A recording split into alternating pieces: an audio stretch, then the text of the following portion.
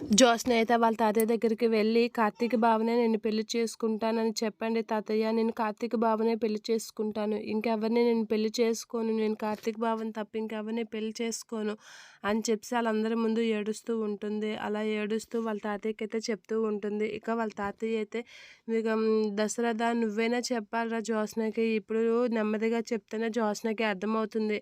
తను ఏడవడం, బాధపడడంలో తప్పులేదు. ఎందుకంటే మనమే చిన్నప్పటి నుంచి తనకి అలా నేర్పించాం. ఇప్పుడు తనకి అర్థమయ్యేటట్లుగా మనమే నచ్చజెప్పాలి" అనేది అంటూ ఉంటాడు. ఇక జ్యోత్స్న ఇది చూసి దీప అయితే కంగారు పడుతూ ఉంటుంది. ఇక దీప అక్కడికి రావడం చూసి, "ఈ దరిద్రం మళ్ళీ వచ్చిందా?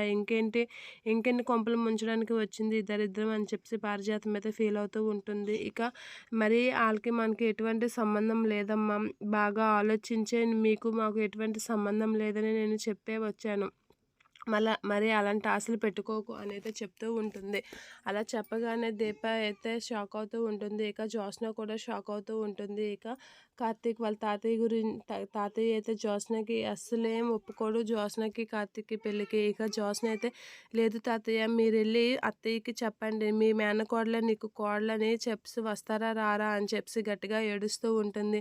"నువ్వు నాకు చెప్తున్నావా ఏది మంచో ఏది చెడో" అనైతే గట్టిగా అనేస్తూ ఉంటాడు వాళ్ళ తాతయ్య. "అయితే వినండి, తా బాబాయ్‌తో బావతోనే నా పెళ్ళి. లేకపోతే నేను చచ్చిపోతానే గానీ నేను ఎవరిని పెళ్లి చేసుకోను" అని చెప్పైతే గట్టిగా చెప్పేస్తూ ఉంటుంది జ్యోత్స్న. ఇక దీప అయితే ఆ మాటలు వినగానే షాక్ అవుతూ ఉంటుంది. ఆ మాటలు విన్న వాళ్ళ తాతయ్య కూడా షాక్ అవుతూ ఉంటుంది. "నేను ఎంత చెప్పినా మీరు పట్టించుకోవడం లేదు కాబట్టి నేను ఆ పనే చేసి చూపిస్తానని" చెప్పి జ్యోత్స్న అయితే ఏడుస్తూ అలా అంటూ ఉంటుంది వాళ్ళ తాతయ్యతో.